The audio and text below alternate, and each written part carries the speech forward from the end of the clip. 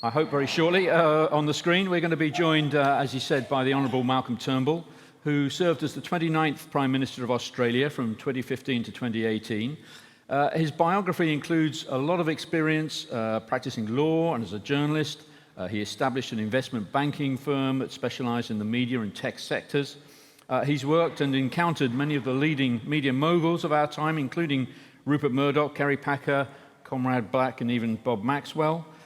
Prior to his role as Prime Minister, he served as Australian Minister for Communications, and we're grateful he's able to join us this morning, or this evening in his turn, to discuss his perspective on how concentrated media ownership affects democracy and accountability. Mr. Turnbull, thank you very much for giving us your time. Perhaps we better start with Rupert Murdoch. I know you've got very strong views about him and his organisation and its impact, particularly on politics in Australia and the US.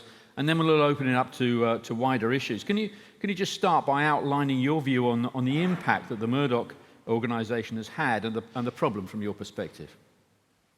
Well, thank you very much. It's great to be with you and with everyone in the room. I can't see you all, obviously, but I know that my former advisor and colleague Lisa Main is with you, and Lisa has worked with me in producing our podcast series, Defending Democracy, which addresses all of these issues. I commend it to you. It's getting a bit dusty, I suppose, on the internet, but Lisa is passionate about mis and disinformation and is working with a lot of organisations, including yours, to combat it. So hi, Lisa. If you can, you can see me, obviously, but I can't see you. Yes, Murdoch. Look, Murdoch has done more damage to democracy in the English-speaking countries than any other individual alive today. His impact on the United States has been profound. His style of angertainment, disregarding reality, turning news into propaganda, has been the single most influential force in polarising American politics and, of course, propelling Donald Trump, who Rupert absolutely believed was utterly unfit to be president, I might say, and said so publicly. He certainly said it to me and others, but he put Trump in the White House, and there you have it. I mean, America is a divided, angry, polarised country, and Murdoch, as I say, he's not the sole agent for this, not solely responsible, but he has more responsibility than any other individual. And it is, essentially it is using news as propaganda. Obviously we can talk about algorithms later, but the algorithm, which on his channel, Fox News, is simply one to rile people up. That's why I call it angertainment. But it is as one congressman said to me not so long ago, it is the toxic background music to everything we do. Now, we've always had media barons, of course, going back to Randolph Hearst and so on. What's different? What's changed? I mean, there's always been big media owners trying to wield political power, but it does feel as if something has shifted. Yeah, well, they have been, and you've had some fantastic, well, I say fantastic, using that term in its original sense, examples of that. Northcliffe, Beaverbrook, and plenty of others in the UK. Bob Maxwell, you mentioned earlier, what an unbelievable character he was. But I think, and they've all sought to exert political power. But I think the difference now is that the media is so pervasive. It is the media of particularly of television, I'm talking about really, is so much more compelling, and it's so much more impactful than just the newspapers. But so I think that is the big difference. I'd say also that you have now the ability to successfully narrowcast. Now, let me back up a little bit, because this is where the British experience is quite different to most other places. In Britain, because you have such a large national newspaper market historically, you've always had a lot of daily newspapers coming out of London.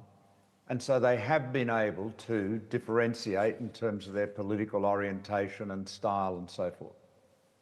But nonetheless, they have all really been obliged to, or have sought to get as broad an audience as they can, you know? I mean, a better example is probably the Sydney Morning Herald, one of the oldest newspapers in the world. When it was founded in 1840 or thereabouts, as I recall, it had on its front page some lines of Alexander Pope, which read, "In moderation placing all my glory, while Tories call me Whig and Whigs a Tory." And the old Fairfaxes were not especially politically broad-minded, but what they were trying to do was maximise their audience. Now, you know, with that distinction of the London newspaper market to one side, generally that is what all media has sought to do over the years. But now technology has made the production of media so much cheaper than it's ever been, particularly electronic media, and narrowcasting, and therefore sort of hyper-partisan media can be a very lucrative operation, which of course it couldn't be before because the audiences were too small. And, you know, Murdoch has taken that up, but has done so in a manner that is utterly, pays no respect to reality. I mean, it is, you know, some people in America I've heard refer to other broadcasters as, quote, reality-based programming, on the base really saying that Fox is not reality-based. And this is the challenge. So what should our democratic response be? Is it about regulation, or, you know, how do we respond to that? How do we get some accountability? Well, the problem, I mean, I don't want to, you know, it's an old question. What is truth? Tiesta and aletheia, as Pontius Pilate asked Jesus in John's Gospel. You know, what is truth? What is it? People can argue about it. I think that we know misinformation when we see it. And interestingly, that Greek word, aletheia, means not hidden. That's basically what it means. And so it really means reality. And so we know what is not truth. You know, people can argue about what is truth, but we know what is not truth because most of the time we're surrounded with lies. Regulation, very hard in a country that, jurisdiction that treasures free speech.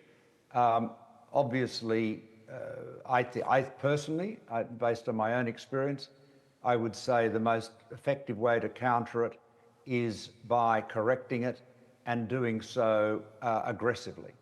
I think it's very important to have, as we do in the UK and Australia, a public broadcaster that is bound by statute to stick to the facts. And, you know, and they're not perfect, they don't always get it right, but that his mandate is clearly to stick to the facts. But also when you are confronted with falsehoods, you have to counterpunch very quickly and correct them as quickly and aggressively as you can. And if I can just indulge me, I'll just give you a political anecdote where I learnt this lesson. Historically, in the past, when people were in a political context, when your opponents were telling outrageous, crazy lies, conspiracy theories and so forth, often the better advice was to ignore it, or to use a cricketing metaphor, to let it go through to the keeper. Don't swing at it, because otherwise, if you do that, you increase its salience, you give it oxygen and so forth. In the 2016 election, which we nearly lost because of this, the Labor Party had put out some, I won't go into the boring details, some incredible falsehoods, which were a joke, you know, and they were embarrassed about it, claiming we were going to sell Medicare and so forth. But when targeted at low information voters, which is a patronising term for describing people who are less educated, less affluent, older and often sicker, targeted at those voters, it worked a treat. And so we made a mistake in that campaign, not responding aggressively enough. And so the bottom line is, I think those of us who value the facts and the truth have got to call it out and aggressively respond. You've got to have, and of course you're able to do that. That's very important. The challenge of doing this, of course, is that people are in these bubbles, these silos. I mean, you're at Cambridge, so let me give you a metaphor. I'd call it the senior common room sort of view of the media. You walk into the senior common room, could be a junior common room, I suppose, and you have on the table there all the newspapers ranging, far left to far right, all laid out there, and people can take their pick and maybe, have a look at all of them. If only the world were like that. The reality is, unfortunately, a lot of people are very hard to reach because they are in these bubbles. So that's one of the challenges. We're in this paradox. Theoretically, we can reach everybody digitally, but a lot of people are enclosed in their own little silos. Okay. So, obviously for media, the issue is about challenging content and the editorial decisions that they make. But for social media and for tech, it's a bit different because basically what you're dealing with there is obscure algorithms which aren't open. We don't really know the choices that are made behind the design of the algorithms. And those algorithms deliver any kind of content from anywhere, not produced by the tech companies particularly, to far bigger audiences far faster. So do you think the challenge is, or the approaches that work for media, and if you like for old media, legacy media as it gets called, are going to work for the tech, or do we need a different approach? It seems sort of categorically a rather different problem. Well, I think the principle that tech platforms like Google, Facebook, X, so forth, are not liable for, say, defamatory material posted on their site is mistaken. I mean, in the United States, there's essentially a statutory exemption. I can't remember the section number now, but I'm sure your audience all knows what it is. But essentially, they're treated just as a conduit, as an innocent bulletin board. I think holding them to account for what is on their sites is important, perhaps giving them a very brief period once given notice to correct it or take it down would be valuable. I think that there are areas where some areas where I don't believe in censorship, but there are some areas where misinformation can be really dangerous. I'm talking about public health. Obviously, we went through this with COVID. If people are posting and spreading stuff on Facebook that is not just wrong, but is medically wrong and dangerous, then there should be measures to be able to stop that, because that can do a lot of public harm. So I think it's hard. It's very, very hard. I mean, if you think about it, the whole free speech proposition, First Amendment, well, not that we have that in the UK or Australia, but that whole proposition is based on that in the marketplace of ideas, the truth will prevail. But as Emily Bazelon wrote a few years ago in the New York Times, we're despite all that, we're drowning in lies. So, beyond in the question of disinformation, though, there's also the wider social issues about online harms and so on. And Australia has taken a bit of a lead in terms of banning phones, banning under-16s from social media, even on AI now, as I understand it, it's made a move to prevent AI copying of copyrighted material and so on. Do you think that's going to be effective? I mean, the big tech companies have shown pretty poor compliance in general, haven't they? Yeah, well, I think 15-year-olds and 14-year-olds show pretty poor compliance too. And will work their way around it. But I think it's an important statement. It's really a call to parents to act responsibly, although the government says parents are not to be held responsible. But really, yeah, we have created a monster with social media. I think we all know that now. And we just have to, policy tends to be very slow naturally, but we have to just monitor what is happening, identify the harms that are being done and get on with it. Now, we have been ahead of the pack in Australia. In fact, the first Children's E-Safety Commissioner in the world was set up by me, I suppose. I was part of the government, the communications minister at the time, and that then morphed into an E-Safety Commissioner. And Julie Inman Grant, who I'm sure you've all heard of, I appointed some years ago, and she's done a fantastic job. But you really, you can't just sit back and say it's not, it's too hard. So do you think the right form of regulation can bring them to the table? Because, of the course experience in Europe is that they shrug off a fine, Well, I mean, you could turn them off, but I mean, this is black. It's very hard though because they're very popular.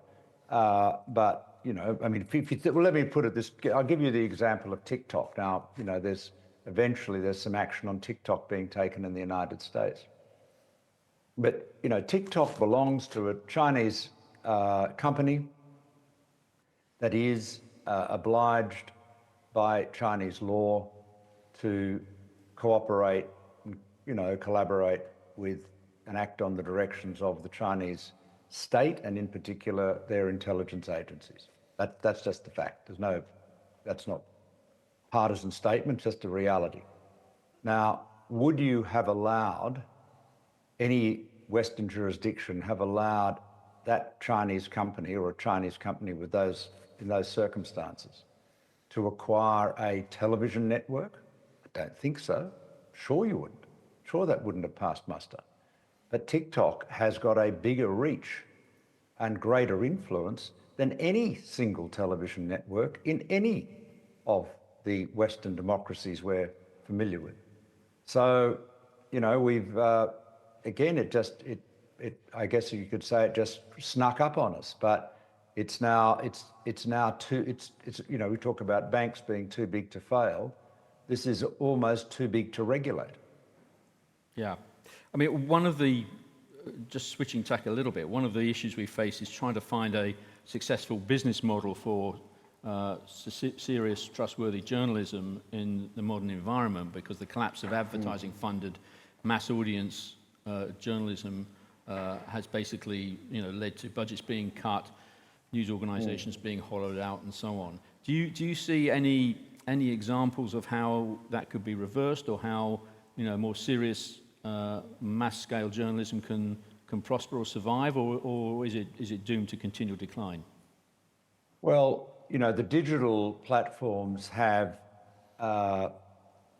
basically eaten the revenue base of traditional media. I mean, starting with newspapers, the rivers of gold, as Rupert Murdoch used to call the classifieds revenues of the Australian broadsheets, have gone. I mean, why would anyone, if you went to a school today and explained that, when their, grandparents were seeking to buy a car or buy a house, they used to wade through hundreds and hundreds of pages of newsprint, squinting at tiny little ads, you may as well be talking about dinosaurs. It's like it seems such an absurd way to do something. But that's what kept all those great newspapers going, and ones that I've worked for in the past and we're all familiar with. So now advertising has atrophied. So the great news for newspapers to survive nowadays, and obviously they're mostly not on paper, they need subscription revenue. Those newspapers that are financial newspapers, like the FT, the Wall Street Journal, the Australian Financial Review, have been able to do pretty well because people in the business world are prepared to pay a premium for financial news. It's a business expense.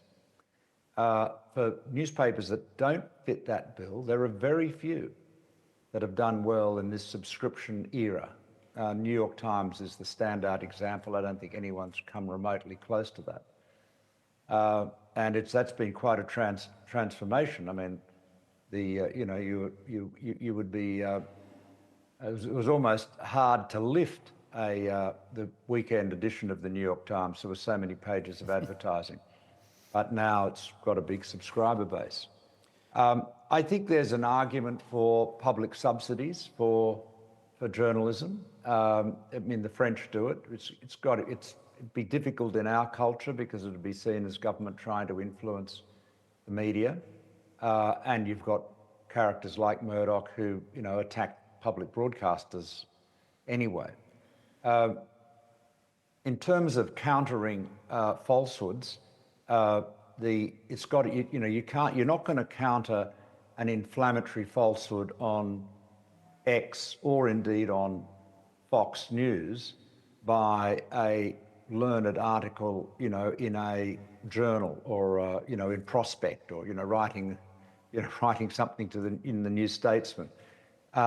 The responses have got to be as punchy, and, you know, they've basically got to call out bullshit to the lies and do so aggressively. And it may be that that's what we need to be doing more, you know, more compellingly. You know, a lot of the fact-checking sites and programs, while very well intentioned, are a little bit scholarly, I would say, in their presentation, and so they don't have a lot of impact. You've spoken about the importance of, you know, some philanthropy in public interest journalism. I mean, Graham Wood in Australia, I think, and obviously initially we thought of that with Jeff Bezos at the Washington Post, but as we subsequently discovered, philanthropy is very dependent on individual donors' values and interests, which may shift over time. So yeah, but I wouldn't. Can I just say this? Please don't put Graham Wood and Jeff Bezos in the same sentence. Yeah. I mean, just so that everyone knows what you're talking about. You know, it's about 2012 or thereabouts. And by the way, this was a great secret. Not that anyone ever concealed it, but just nobody ever asked me the question. Thank heavens, because it was a rather unusual thing for a centre-right politician to do. But I was concerned that the Fairfax Group, publishers of the Herald and the Age and so forth, was going to get taken over by one of our sort of nutty right-wing billionaires. And I spoke to Alan Rusbridger and said to him, I thought there was that you could successfully have a digital-only Guardian Australia startup. And I had some views about how to do that, which were different to the way they'd gone about it in the United States. And Alan was persuaded by that, and I then found Graham Wood, because I obviously couldn't do this myself because I was in Parliament, would have compromised it. I found Graham Wood, who was prepared to put up $20 million effectively as a loan for Guardian Australia to stake it, you know, like a non-recourse loan, effectively. And he did that, and it was really good of him to do that. And Guardian Australia went very well, and he got all his money back. But Graham never ever he didn't own it, he didn't seek to influence it. It was purely a philanthropic exercise. Now, Bezos, on the other hand, actually bought the Washington Post. Yeah. So he owns it, and he can, you know, he can write the editorials himself. He can, you know, do the page layouts if he wants. You know, he's totally in charge. So Graham Wood and Jeff Bezos are completely different. Well, that's a good distinction, and Graham Wood may be a great example of philanthropy. And a lot of people say that for public interest journalism going forward, that some form of philanthropy or grant-funded independent journalism is the way forward. But it is precarious. It's not really a sustainable model, is it? Well, it is. It is precarious, and it also, you know, one of the difficulties is that you've got to have you can have a philanthropic intent, but you've nonetheless got to have the media business that you're supporting being properly run. I mean, you know, this is one of the difficulties with public broadcasters.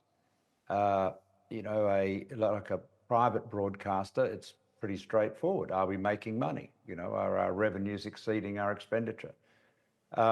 With a public broadcaster, what is your KPI? You know, if you're the BBC or the ABC in Australia, and you know you have programs that are very, very popular and get millions of viewers, people say, oh, you're just competing with the commercials. Why are you doing that? On the other hand, if you have, Sophocles in the original Greek, people will say that's just for eggheads and elitists. Why are we spending taxpayers' money on this stuff? Or, licensees' money in the UK. And so it's hard. That was why The Guardian was an attractive proposition from my point of view, because rather than a startup, you had an established newspaper of, well over a century, and which was competently run, and we made sure that the people who ran it in Australia were capable, and it's done very well. Graham Wood was putting his philanthropic money at risk in support of a real business, that was not going to, blow it all, not, but simply through, indifferent management. So a couple of quick questions, and then we'll open it up to the audience here. Can we just talk a little bit more about AI and what's coming next? Because obviously, to date, the disinformation problem in social media has been about the distribution of false content. AI now enables the production of false content on a kind of industrial scale. And does that represent a qualitative change to the threat to democracy? And do you think our institutions can keep pace? How do we address it? You could, yeah, of course it does. I mean, you can, but yes, of course, you can create a, video. If I'm a political candidate, you can create a video of me committing a crime, which looks pretty plausible, punch it out on, social media, and, it's that old line, that a lie is halfway around the world before the truth has got its boots on. So yeah, I suppose what I'm asking is, given that qualitative shift, do we think that the responses we've developed for social media are going to be even as effective as some people would query how effective they are for social media? How effective are they going to be against this sort of tsunami of AI that we can see coming at us? I mean, fact-checking and the usual responses, is that enough? I don't think see, the problem is that if you look at a jurisdiction like Singapore, they've got the government has got the ability to direct, a platform to take something down, to publish a correction. That's a very different culture, very paternalistic. That would be very hard for us with our political cultures to swallow. But we have to recognise that this deluge of lies, superpowered by technology, is putting our democracy and our countries and our future, our security, prosperity, etc., at very grave risk. I don't think we've yet found the right solutions. So I hope you'll come up with them at this conference. But it's not easy. It's not easy, and but we're in a we've gone from a world in which a right-wing newspaper or a left-wing newspaper, and by and large, when I was a journalist, the broadcast media were very much middle of the road. A newspaper like a right-wing or left-wing newspaper would report the news, fairly factually, I mean, obviously in more detail in a broadsheet than a tabloid, etc. And then it would pitch its editorial one way or the other. Its opinion pieces and so forth. Now we're in a world where people will just make stuff up. Yeah. Right? And I mean, and you saw the classic case with Murdoch and Fox News. I mean, Trump, after he lost the 2020 election,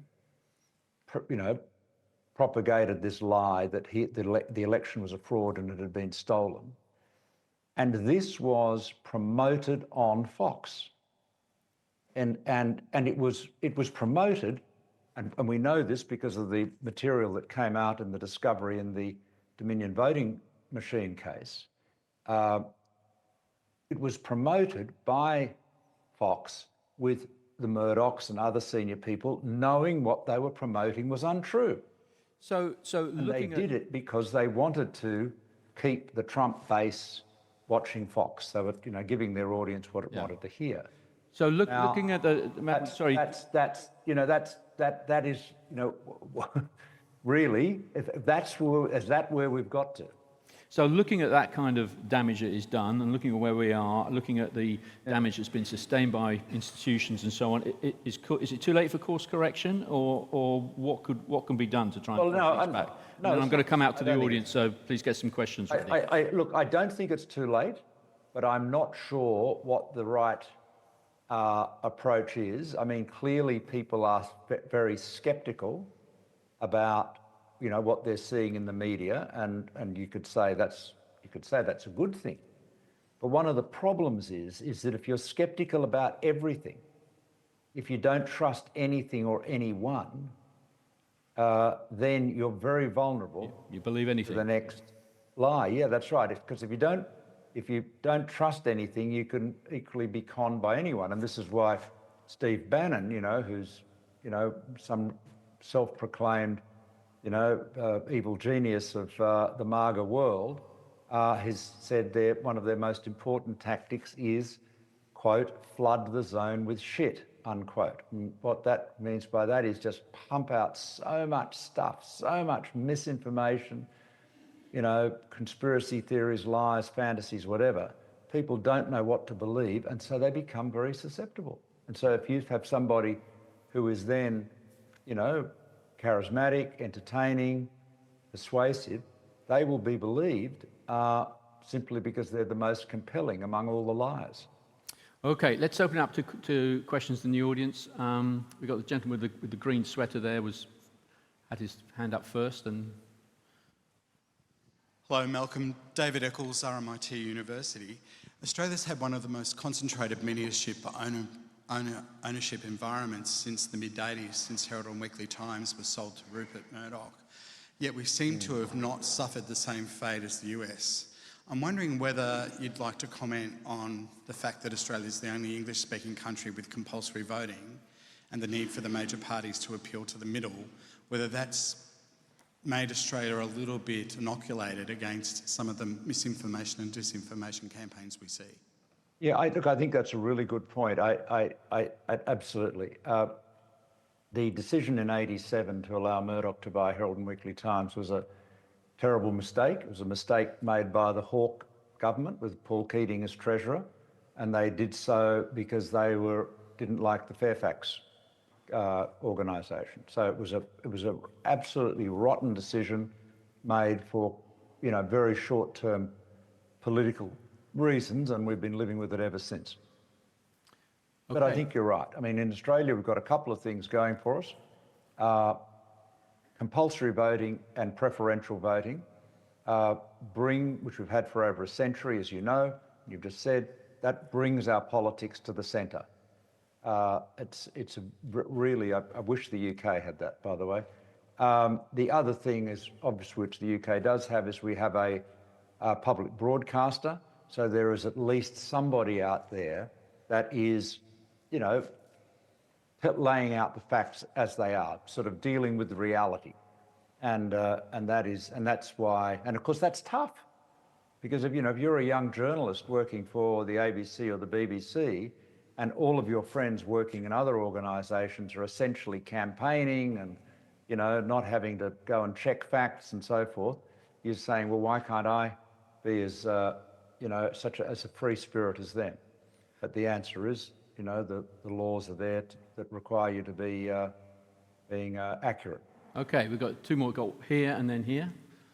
Thank you very much for your time. I'm Sada. I'm from Syria. So practically, I've been born and raised under one of the most authoritarian and totalitarian modern regimes. And with that comes the idea of yesteryear.